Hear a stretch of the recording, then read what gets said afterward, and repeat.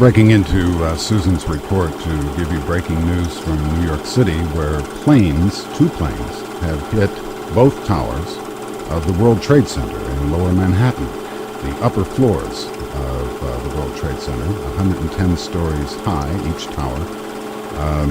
Television networks were showing pictures of the first crash, which occurred shortly before 9 o'clock this morning, so that everyone watching that picture saw a second plane hit the second tower.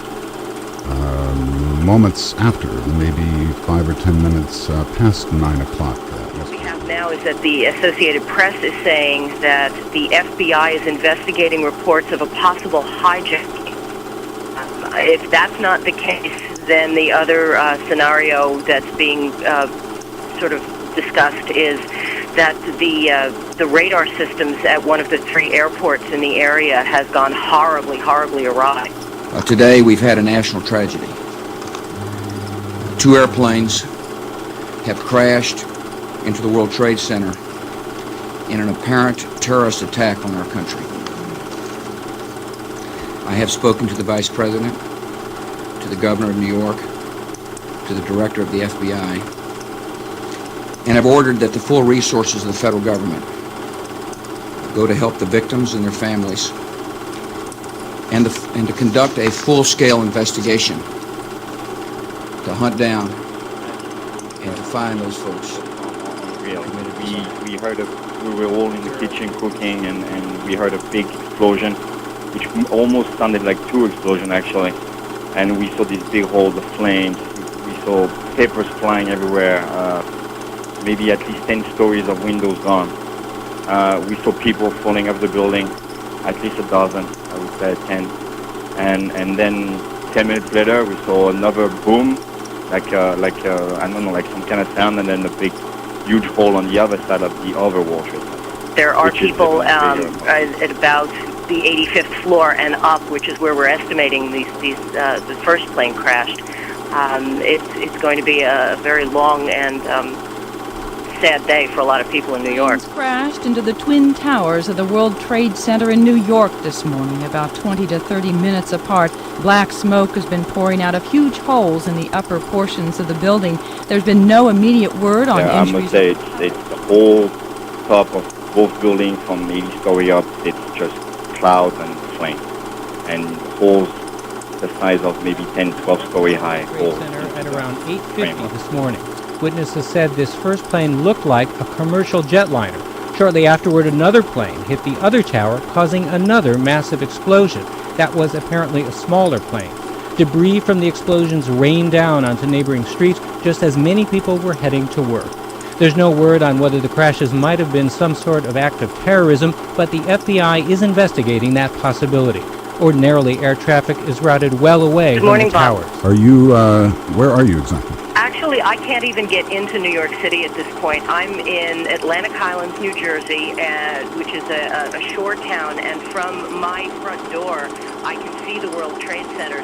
I think it's very hard to speak about this because there's so many things. There's the emotional fact that millions of people die. Millions? Did I say millions? Thousands. Sorry. Thousands of people die. And it makes me feel very sad. And it makes me feel very sad to see that it can be just at random like this. I mean at random. Not at random because it was calculated, of course, but just innocent people died in this terrific thing. Everyone saw that second plane crash. Foul play is now at the top. Our proximity to Logan Airport was actually quite disconcerting because I know that I and one other person who works here, we were all sitting outside and watching planes go by for the first couple of hours when we got that morning and just talking. And we realized later that like some of those planes actually ended up being involved in such calamity.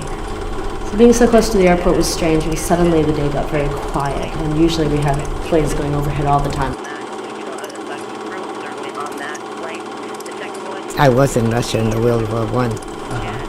And I was here when the World War II started. Now we got World War III. And I know what they're going to go through. It's going to be even worse. And it hurts a little.